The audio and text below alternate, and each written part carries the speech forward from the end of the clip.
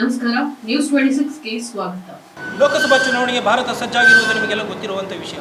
ಎಲ್ಲ ಪಕ್ಷಗಳು ಈಗಾಗಲೇ ಪ್ರಚಾರ ಭರದಿಂದ ಸಾగు ಮಾಡ್ತಾ ಇದ್ದಾವೆ. ಇವತ್ತು ನಾವು ಭಾರತೀಯ ಜನತಾ ಪಕ್ಷದ ಕಚೇರಿಯಲ್ಲಿದ್ದೀವಿ. ತುಮಕೂರು ಲೋಕಸಭಾ ಕ್ಷೇತ್ರದಲ್ಲಿದ್ದೀವಿ. ಇವತ್ತಿನ ದಿನದಲ್ಲಿ ಕಾರ್ಯಕರ್ತರು ಯಾವ ರೀತಿಯ ಪ್ರಚಾರವನ್ನು ಮಾಡ್ತಾ ಇದ್ದಾರೆ ಮತ್ತು ಮತದಾರರ ಮನವೊಲಿಸಲು ಹೇಗೆಲ್ಲ ಕಾರ್ಯಗಳನ್ನು ಮುಂದುವರಿಸ್ತಾ ಇದ್ದಾರೆ, ಪ್ರಚಾರದ ಸಿದ್ಧತೆಗಳೇನು ನೇರವಾಗಿ ತೋರಿಸ್ತೀನಿ ಮತ್ತು ಅವ್ರು ಏನು ಹೇಳ್ತಾ ಇದ್ದಾರೆ ಕಾರ್ಯಕರ್ತರು ಅನ್ನೋದು ನೋಡೋಣ ಬನ್ನಿ.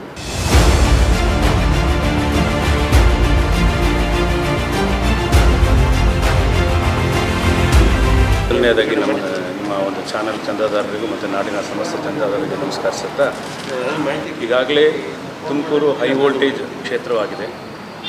ಎಲ್ಲ ರೀತಿಯ ಏನು ನಮ್ಮ ಬೂತ್ ವೈಸಿಂದ ಹಿಡಿದು ಕೂಡ ಎಲ್ಲ ಒಂದು ತಾಲೂಕಿನಲ್ಲಿ ಮತ್ತು ಎಲ್ಲ ಘಟಕಗಳು, ಅದರಲ್ಲೂ ಕೂಡ ನಮಗೆ ಭಾರತೀಯ ಜನತಾ ಪಕ್ಷದ ಜೊತೆಗೆ ಜಾತ್ಯತೀತ ಜನತಾ ದಳನು ನಮಗೆ ಜೊತೆಗೂಡಿರೋದು ನಮಗೆ ಒಳ್ಳೆ ಇದು ಒಂದು ಶಕ್ತಿ ಬಂದಂಗೆ ಆಗಿದೆ. ಆ ಒಂದು ನಿಟ್ಟಿನಲ್ಲಿ ನಮಗೆ ಒಂದು ಭಾಳ ಹುಮ್ಮಸ್ಸಿದೆ. ಎರಡು ಪಕ್ಷದ ಕಾರ್ಯಕರ್ತರು ಕೂಡ ಸದೃಢವಾಗಿ ಮನೆ ಮನೆ ಡೋರ್ ಕ್ಯಾಂಪೇನ್ ಮಾಡ್ತಾಯಿದ್ದೀವಿ. ನಾನು ಕೂಡ ಈಗಾಗಲೇ ಒಂದು 10 ವಾರ್ಡನ್ನು ನಮಗೂ ಇನ್ಚಾರ್ಜ್ ಹಾಕಿದ್ರು. 10 ವಾರ್ಡ್ನಲ್ಲೂ ಕೂಡ ಮನೆ ಮನೆ ಆಲೆ 2 ಸರಿ 3 ಸರಿ ಸಂಪರ್ಕ ಆಗಿದೆ. ಒಂದೊಂದು ಕೆಲವು ಏರಿಯಾದಲ್ಲಿ ಕೆಲವು ವಾರ್ಡ್ನಲ್ಲಿ 2 ಸರಿ ಆಗಿದೆ. ಈಗಾಗಲೇ 3ನೇ ಸಂಪರ್ಕವಾಗಿ ನಡೀತಾ ಇದೆ. ಮತ್ತು ಪ್ರತಿಯೊಂದು ಅದರಲ್ಲೂ ಕೂಡ ನಮ್ಮ ಸೋಮಣ್ಣವರು ಒಂದು ಏನು ಈಗಾಗಲೇ ಒಂದು ಆಡಳಿತದಲ್ಲಿ ಎಲ್ಲ ಅನುಭವವುಳ್ಳ ರಾಜಕಾರಣಿಯಾಗಿದ್ದರಿಂದ ಸಾಕಷ್ಟು ಎಲ್ಲ ಕ್ಷೇತ್ರಗಳಲ್ಲೂ ಕೂಡ ಈಗ ಕೊರಟಗೆರೆ ಆಗಿರ್ಬೋದು, ಮಧುಗಿರಿ ಆಗಿರ್ಬೋದು, ತುರುವೇಕೆರೆ ಆಗಿರ್ಬೋದು, ತಿಪ್ಟೂರು ಆಗಿರ್ಬೋದು, ಚಿಕ್ಕನಾಯಕನಹಳ್ಳಿ ಆಗಿರ್ಬೋದು, ತುಮಕೂರು ಗ್ರಾಮಾಂತರ ಆಗಿರ್ಬೋದು, ತುಮಕೂರು ನಗರ ಆಗಿರ್ಬೋದು, ಎಲ್ಲ ಹಿಂದುಳಿದ ವರ್ಗದ ಲೀಡರ್ಸ್ನ ಈಗಾಗಲೇ ಎಲ್ಲ ಭೇಟಿ ಮಾಡಿ ಎಲ್ಲರ ಮನಸ್ಸನ್ನು ಗೆದ್ದು ಅವರು ಎಲ್ಲರೂ ಜೊತೆಗೂಡಿ ಕೆಲಸ ಮಾಡ್ತಾಯಿದ್ದೀವಿ. 1977ರಿಂದ ಇಲ್ಲಿವರೆಗೂ ಕಾಂಗ್ರೆಸ್ 6 ಬಾರಿ ಗೆದ್ದಿದೆ, 5 ಬಾರಿ BJP ಗೆದ್ದಿದೆ. ಈ ಸಲದ ಚುನಾವಣೆ ಎಷ್ಟು ಪ್ರತಿಷ್ಠಿತ ಅನ್ನಿಸ್ತಾ ಇದೆ ಭಾರತೀಯ ಜನತಾ ಪಕ್ಷ? ಭಾರತೀಯ ಜನತಾ ಪಕ್ಷಕ್ಕೆ ಇದು ಪ್ರತಿಷ್ಠಿತನೇ ಇದೆ, ಅದರಲ್ಲಿ ಎರಡನೇ ವಿಚಾರ ಏನಿಲ್ಲ. ಆದರೂ ನಾವು ಭಾಳ ಲೀಲಾಜಾಲವಾಗಿ ಗೆಲ್ತೀವಿ ಅನ್ನೋ ಒಂದು ಸಂಕಲ್ಪ ಇದೆ ಮತ್ತು ನಮಗೆ ಆ ಒಂದು ಶಕ್ತಿ ಇದೆ, ಗೆಲ್ಲುವಂಥ ಶಕ್ತಿ ಇದೆ ಸರ್. ಸಂಕಲ್ಪ ಪತ್ರಕ್ಕೆ ಜನರ ಪ್ರತಿಕ್ರಿಯೆ ಹೇಗಿದೆ ಸರ್? ನಮ್ಮ ಮ್ಯಾನಿಫೆಸ್ಟೋ ಆಗಲಿ ಸಂಕಲ್ಪ ಪ್ರತಿಕ್ರಿಯೆ ಜನರಿಗೆ ಮತ್ತು ಮೋದಿಯವರು ಕೊಟ್ಟಂಥ ಸಾಧನೆಗಳ ಬಗ್ಗೆನೇ ಜನರಿಗೆಲ್ಲ ಖುಷಿ ಇದೆ. ಮತ್ತು ಏನು ನಮಗೆ ಈ ಆಡಳಿತಾರೂಢ ಇವ್ರಿಗೆ ಒಂದು 180ಕ್ಕೂ ಹೆಚ್ಚು ಜನಪರ ಯೋಜನೆಗಳು ಈಗಾಗಲೇ ಚಾಲ್ತಿಯಲ್ಲಿದ್ದಾವೆ. ಆ ಚಾಲ್ತಿಯಲ್ಲಿರ್ತಕ್ಕಂಥ ಯೋಜನೆಗಳು ಎಲ್ಲರಿಗೂ ಸಕಾರಾತ್ಮಕವಾಗಿರೋದ್ರಿಂದ ಎಲ್ಲರೂ ಜನರು ಕೂಡ ಮೋದಿಜಿಯವರನ್ನು, ಏಕೆಂದರೆ 2014ರಲ್ಲಿ ಹಿಂದೆ ಆಗಿತ್ತು, 2024ಕ್ಕೆ ನಮ್ಮ ಭಾರತ ದೇಶ ಆಗಿದೆ. 14ರಿಂದ ನಾವು ಯಾವುದೇ ವೆಹಿಕಲ್ನಲ್ಲಿ ಸರಾಗವಾಗಿ ಎಲ್ಲೂ ಹೋಗೋಕ್ಕಾಗಲ್ಲ, ಅಂಕುಡೊಂಕಿಂದ ಕೂಡಿದ ರಸ್ತೆಗಳಾಗಿತ್ತು. ನಂತರದ ದಿನಗಳಲ್ಲಿ ನೀವು ಈಗಾಗಲೇ ಆ ಫೀಲ್ ಮಾಡ್ತಾಯಿದ್ದೀರ.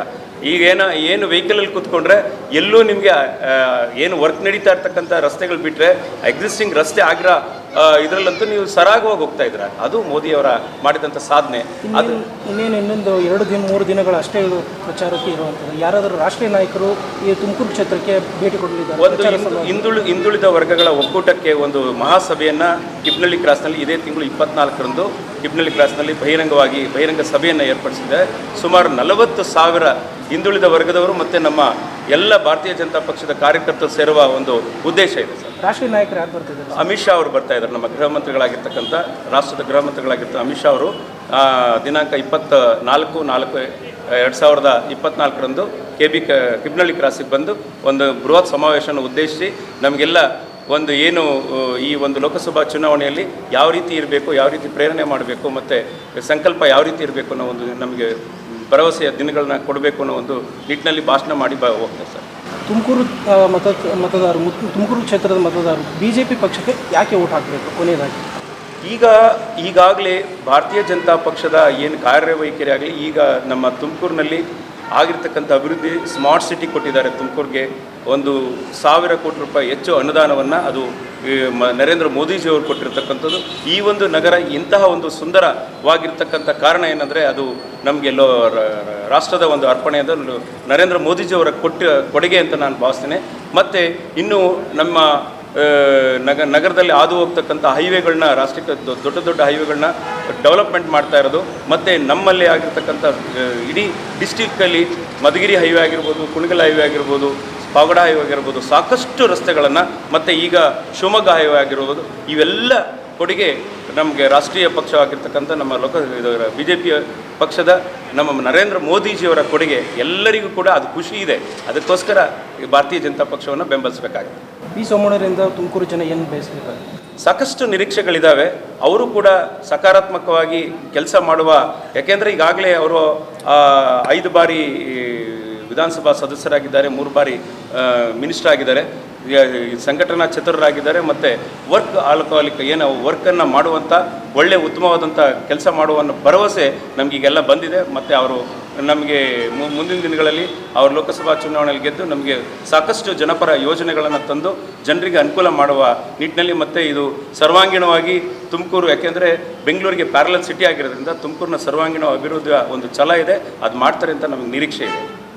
ಕಾಂಗ್ರೆಸ್ ಪಕ್ಷದ ಗ್ಯಾರಂಟಿಗಳು ಬಿ ಜೆ ಪಿ ಪಕ್ಷದ ಸಂಕಲ್ಪದ ಜೊತೆಗೆ ಕಂಪೇರ್ ಮಾಡಿದಾಗ ನಿಮಗೆ ಎಷ್ಟು ಡಿಫ್ರೆನ್ಷಿಯೇಟ್ ಅನಿಸುತ್ತೆ, ಮತ್ತು ಯಾವ ಥರ ಕಂಪೇರ್ ಮಾಡ್ತೀರಿ ಎರಡು ಮ್ಯಾನಿಫೆಸ್ಟೋಗಳು? ಒಬ್ಬ ಪ್ರಜ್ಞಾವಂತ ಮತದಾರ ಯೋಚನೆ ಮಾಡಬೇಕಾಗಿರ್ತಕ್ಕಂಥ ನಿಮ್ಮ ಪ್ರಶ್ನೆ. ಕಾರಣ ಏನಂದರೆ, ಡೆವಲಪ್ಮೆಂಟ್ನ ದುಡ್ಡನ್ನ ಬರೀ ಏನು ತಾತ್ಕಾಲಿಕವಾದಂಥ ಒಂದು ಭರವಸೆಗಳನ್ನ ಕೊಟ್ಟರೆ ಯಾವ ರೀತಿ ಆಗ್ತಾಯಿದೆ ಅಂದರೆ, ಅವರು ನಮಗೆ ಇವಾಗ ಸಾಕಷ್ಟು ದಿನಪತ್ರಿಕೆಗಳ ಚೊಂಬು ಕೊಡ್ತಾ ಇದ್ದಾರೆ. ಆ ಚೊಂಬನ್ನ ಪರೋಕ್ಷವಾಗಿ ನಮಗೆಲ್ಲ ನೋಡಿ ಮುಂದೆ ಈ ಭರವಸೆಗಳು ಕೊಟ್ಟು ಆಡಳಿತ ಇದು ಡೆವಲಪ್ಮೆಂಟ್ನ ದುಡ್ಡೆಲ್ಲ ನಾವು ಕೋತಾ ಮಾಡಿ ನಿಮಗೆ ಸಿಗೋದು ಚೊಂಬೆ ಅಂತ ಅವರು ಪರೋಕ್ಷವಾಗಿ ಹೇಳ್ತಾ ಇದ್ದಾರೆ. ಇದು ಪ್ರತಿಯೊಬ್ಬ ಪ್ರಜ್ಞಾವಂತ ಮತದಾರರು ಯೋಚನೆ ಮಾಡಬೇಕು. ಚೊಂಬಿನ ಬಗ್ಗೆ ಎಷ್ಟು ಇದ್ರದ್ದು ಫಲಗಳು ಅಂತಂದರೆ ಅವ್ರು ತೋರಿಸ್ತಾ ಇದ್ದಾರೆ. ಯಾಕೆಂದರೆ 2013 ಹಿಂದೆ ನಮಗೆ ಇವರು ಏನು ಚೊಂಬು ತೋರಿಸ್ತಾ ಇದ್ರು, ಎಲ್ಲ ಸೆಂಡಾಸ್ಗೆ ಚೊಂಬೆ ತೊಗೊಂಡೋಗ್ಬೇಕಾಯ್ತು. ಇವತ್ತು ನಮಗೆ ನಿರ್ಮಲ ಗ್ರಾಮದ ಯೋಜನೆ ಅಡಿಯಲ್ಲಿ ಪ್ರತಿಯೊಂದು ಗ್ರಾಮ, ಪ್ರತಿಯೊಂದು ಹಳ್ಳಿಗಳು ಶೌಚಾಲಯಗಳನ್ನು ಮಾಡಿ ಚೊಂಬು ಮುಕ್ತ ದೇಶವನ್ನಾಗಿ ಮಾಡ್ತಕ್ಕಂಥ ನಮ್ಮ ಪ್ರಧಾನಮಂತ್ರಿಗಳಿದ್ದಾರೆ. ಅವರಿಗೆ ಇನ್ನೂ ಇಲ್ಲೋ ನೆನಪಾಗ್ತಾ ಇದೆ ಚೊಂಬಿನ ಬಗ್ಗೆ. ಅದ್ರ ಬಗ್ಗೆ ನೀವು ಇನ್ನು ಹೆಚ್ಚಿನ ಉತ್ತರ ಕೊಡಬೇಕಾಗ್ತದೆ ಸರ್. ಥ್ಯಾಂಕ್ ಯು ಸರ್, ಧನ್ಯವಾದಗಳು. ಇದಾಗಿತ್ತು ಭಾರತೀಯ ಜನತಾ ಪಕ್ಷದ ಕಾರ್ಯಕರ್ತರ BJPಯ ಪ್ರಚಾರದ ಮಾತುಗಳು. ಕ್ಯಾಮ್ರಾ ಪರ್ಸನ್ ಕುಮಾರ್ ಜೊತೆ ಬಂಡಯ್ಯ ಹಿರೇಮಠ್, ನ್ಯೂಸ್ 26 ತುಮಕೂರು. ಇನ್ನಷ್ಟು ಸುದ್ದಿಗಾಗಿ ನೋಡ್ತಾ ಇರಿ ನ್ಯೂಸ್ 26 ಕನ್ನಡ. ನಾವು ನಿಮ್ಮೊಂದಿಗೆ.